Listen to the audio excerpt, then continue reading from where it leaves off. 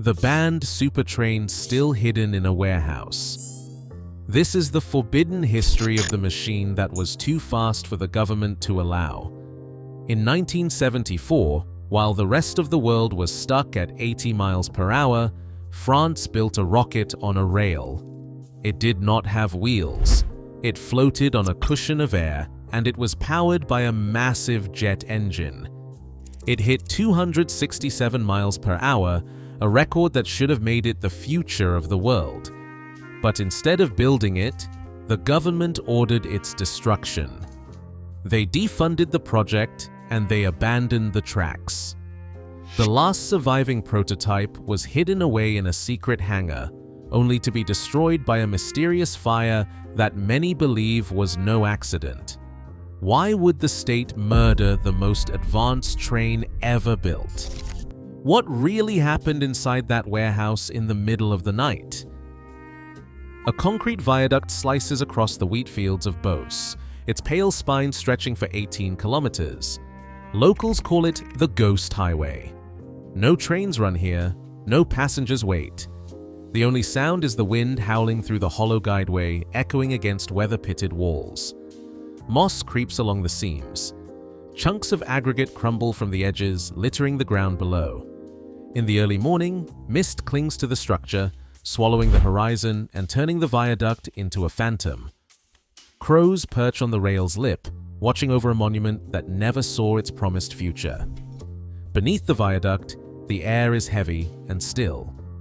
Stand close, and you can hear a low, hollow hum.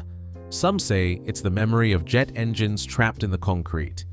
The guideway's inverted T-shape juts into the sky, too strange to be mistaken for any ordinary rail. It looks less like infrastructure and more like a relic from an abandoned future. The locals gave it nicknames: the Sleeping Rocket, the Forbidden Rail, the Concrete Phantom. Each name is a reminder of movement that once tore through this silence, a machine that floated above the surface, leaving only this empty scar behind. No signs, no plaques, just concrete and silence. The viaduct stands as a warning and a question. Why build a road for a train that would never return? Why let it rot, visible to anyone willing to trespass? In this deserted corridor, the only witnesses are the wind, the birds, and the ghosts of forbidden speed. Jean Bertin's name is stamped on thousands of patents, but only one blueprint would haunt the French transport establishment for decades. Born in Paris in 1920, Bertin trained at the École Polytechnique, a finishing school for the country's technical elite. He spent his early career in jet propulsion, chasing the secrets of thrust and lift in the post-war boom. Then came a leap no one expected. In 1964, inside a cramped Suresnes lab, Bertin filed patent FR 2349678. The document described a tracked air cushion vehicle that could float, frictionless, above a concrete guideway. No wheels, no ballast, just a jet-driven pod, skimming on a thin layer of compressed air. This was not science fiction. Bertin's team built smoke trail models and ran them along kitchen table rails. The air cushion principle, borrowed from ground effect flight, proved stable, even at scale. Engineers watched as the models hovered, silent and uncanny, with no rolling resistance and almost no vibration. The patent's diagrams showed a single inverted T-shaped beam, a guideway so alien that even railwaymen called it heresy. Bertin's logic was ruthless: eliminate every source of friction, every ounce of wasted effort. What remained was speed, pure and undiluted. The Ministry of Equipment took notice. That same year, the state created the Société d'études de l'Aérotrain to study Bertin's invention. For a moment, the boundary between jet age and railway blurred. In Suresnes, engineers felt they were building not just a machine, but the future itself. The Aérotrain was no accident of history. It was a deliberate act of technological rebellion, a direct challenge to the safe, corporate logic of the TGV. Each line of Bertin's patent reads like a dare: what if the rules no longer applied? Numbers do not lie. The Aérotrain's speed was not just a rumor whispered in engineering circles. It was captured, second by second, on the official chronograph sheets now stored in the French National Archives. Each sheet is a grid of handwritten figures, kilometer marks, and millisecond splits. The ink has faded, but the numbers remain. 430.3 kilometers per hour. That is 267 miles per hour. Not from a press release, but from the cold, precise tick of a Swiss chronometer, calibrated to within 2/100ths of a second. Archive reference and D for Fane 52, C12, and C13. Anyone can request the PDF files. No mystery there. The data is raw, clinical, undeniable. The original test logbook sits beside them, stamped with the SEAA's official seal. It details the I-80HV's run along the Saran-Rouen guideway. Kilometer by kilometer, the times line up. No anomalies, no missing pages. Every interval checked and double-checked by the Ministry of Equipment's own inspectors. The sheets do not care about politics. They do not care who wins the contract. They only record what happened, a machine built by Bertin, shattering the world record for ground transport. INA's newsreel footage, catalogued as INA GR 31075 I80HV 1974, shows the moment as it happened. The cockpit dials swing past 400. The camera lingers on the timing board as the train blurs past, the numbers locked in for the world to see. This is not legend, it is forensic proof. Every second documented, every kilometer accounted for. The record was not a publicity stunt. It was a challenge thrown at the feet of the establishment. No redacted records here, no plausible deniability. The Aérotrain's achievement was validated by the same apparatus trusted to certify Olympic sprints and national elections. The numbers were supposed to be irrefutable. But raw data on its own can be dangerous. When the evidence threatens the safe corporate order, it becomes more than just numbers. It becomes a threat. And threats, in the world of political sabotage, are rarely left standing. Blueprints for the Aérotrain's lift system read like a manifesto against friction and waste. At the heart of the machine sat two Pratt & Whitney JT8D7 turbofans, the same engines used to launch commercial jets into the stratosphere. Each one delivered 5,800 kilowatts of thrust. The air cushion itself was no parlor trick. A 300 kilowatt compressor forced air beneath the hull at 1.35 bar, enough to float a fully loaded car on a film barely thicker than a sheet of paper. With no wheels to grind or rails to wear, the Aérotrain glided at speeds that left steel-wheeled rivals behind. Every kilometer, the only thing slowing it down was the wind. Bertin's engineers claimed their guideway would cost 30% less per kilometer than a traditional railway. The secret was simplicity. No ballast, no heavy subgrade, just a single, reinforced concrete T-beam, poured in place and left to harden under the open sky. Maintenance, forget the endless cycle of tamping, grinding, and track renewal. The only routine was sweeping dust from the guideway and checking for cracks.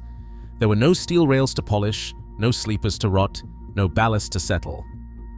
Civil Works estimates from the Ministry of Equipment put the Aérotrain's construction cost at 30 million francs per kilometer. The TGV's early budgets, by contrast, ballooned with every kilometer of conventional track, earthworks, and catenary. Bertin's system needed none of it. The numbers were not back-of-the-envelope guesses. They came from signed, stamped cost studies filed in the archives of the Direction Générale de l'Équipement. The state's own analysts confirmed the math, at least until the political winds shifted. On paper, the Aérotrain was not just faster, it was leaner, cheaper, and mechanically simpler. The technical superiority was not theoretical. It was written in the pressure gauges, in the energy audits, in the cold ink of the cost sheets. But as the numbers piled up, so did the fear inside government ministries. A machine that could outrun and outspend the TGV was a threat. And in the world of state contracts, threats are not tolerated for long. On May 19, 1974, France changed course at the ballot box. The presidency passed to Valéry Giscard d'Estaing, a technocrat with a taste for order and a cabinet loyal to the state's industrial giants. Within weeks, the mood inside the Ministry of Equipment turned cold. Meetings once flush with optimism now opened with tense silences. Bertin's team watched as phone calls went unanswered and invoices piled up, ignored by officials who once championed the project. A memo from the SNCF's Direction des Études, dated July 21, 1974, spelled out the new reality. The Aérotrain, it read, was incompatible with the strategic interests of the national rail network. The TGV, with its steel wheels and familiar catenary, was the safe corporate choice. The wild, frictionless underdog was now a threat. Contracts for further guideway construction were quietly frozen. The Finance Ministry's ledger, updated July 2, 1975, shows a reallocation. 45 million francs, once earmarked for the Aérotrain, shifted to SNCF's TGV program. No press release, no debate, just a line item buried in a sea of numbers. Cabinet meeting notes from the Élysée, partially redacted, hint at the real motive. One line, blacked out with a thick pen, sits above a phrase that survived the censors. Aérotrain funds to be suspended pending review by the President's office. The political sabotage was not subtle, it was methodical. The government annulment arrived as an executive decree signed at the top with a single stroke of the pen. 20 years of radical engineering were erased overnight. Technological superiority became a liability. The Aérotrain was not outperformed, it was liquidated. Bertin's supporters called it a coup. The official story was budgetary realignment, but in the corridors of Suresnes and in SNCF's own archives, the word was whispered, sabotage. The wild future was over. The safe corporate machine had won. The paper trail did not vanish on its own. In the final days of 1975, a single document arrived from the top.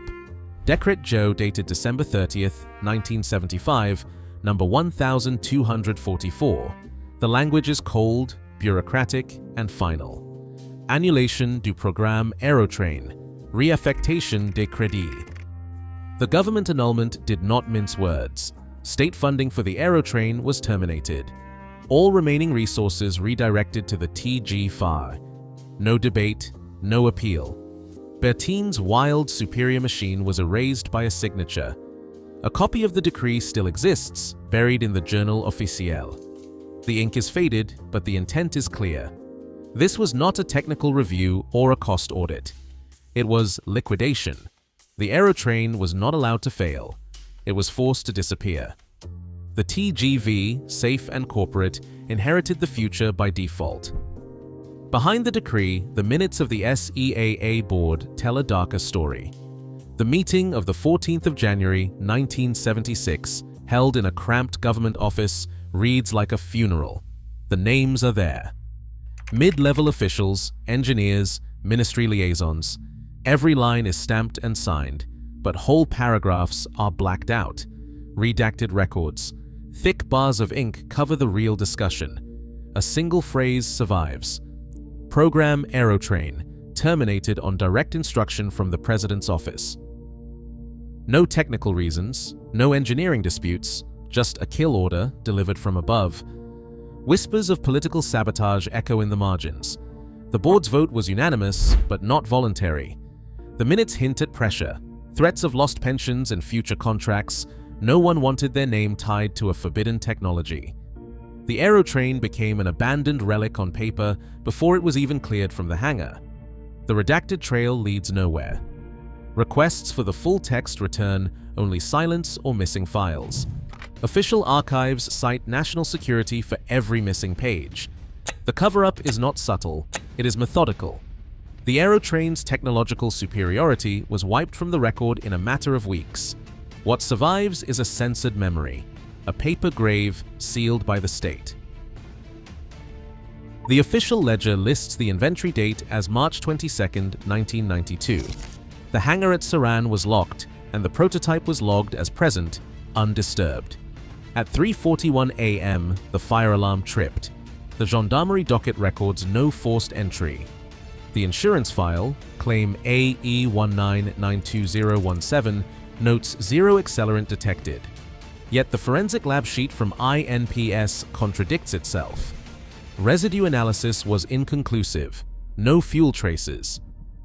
The witness notes filed by Capitaine Mériot mention the scent of burnt wiring, not jet fuel.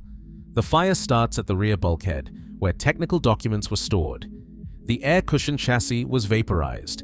Only the aluminum engine shell survived, warped, and blackened. The lab's residue grid, page 3, is blank where the sample ID should be. The insurance claim lists the cause as undetermined electrical fault, but the police report, redacted in 2 places, omits the word accident. The fire docket's timeline skips from 3:44 a.m. to 4:07 a.m. No explanation. The inventory log, stamped by Bertin and Sailly, is missing its final page. The last entry reads, I-80HV intact. Nothing after. The forensic technician's note in the margin says no evidence of accelerant, no sabotage tools recovered, but the lab chief's signature is smudged, half erased by water damage. Each document raises more questions than it answers. The data gaps are not accidental. They are the residue of a story scrubbed clean. What remains is a ledger of contradictions, a docket of vanished evidence, and a lab sheet that refuses to close the case. The morning after the blaze, a caretaker unlocked the scorched hangar and found nothing left to salvage. The air inside was thick with the smell of burnt insulation. The insurance file, claim AE 1992-017, sat on a government desk for months. 12 million francs in losses. The payout was 0. The official reason was as blank as the charred concrete floor. Cause undetermined. No liability.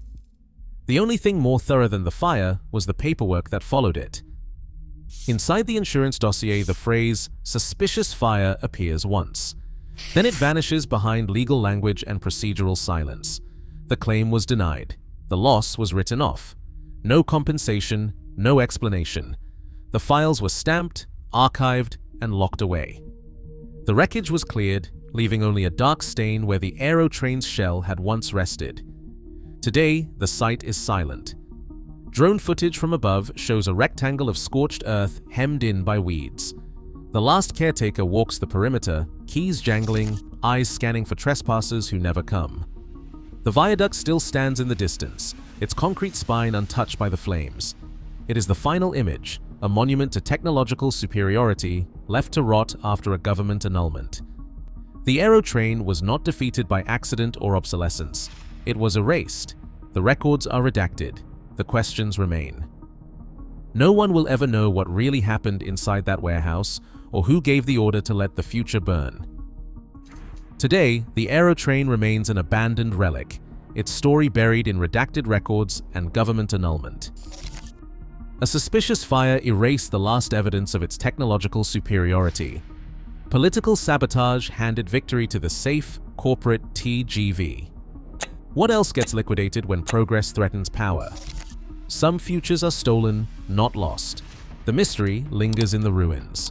Drop your theory below. Who really benefits when forbidden tech disappears?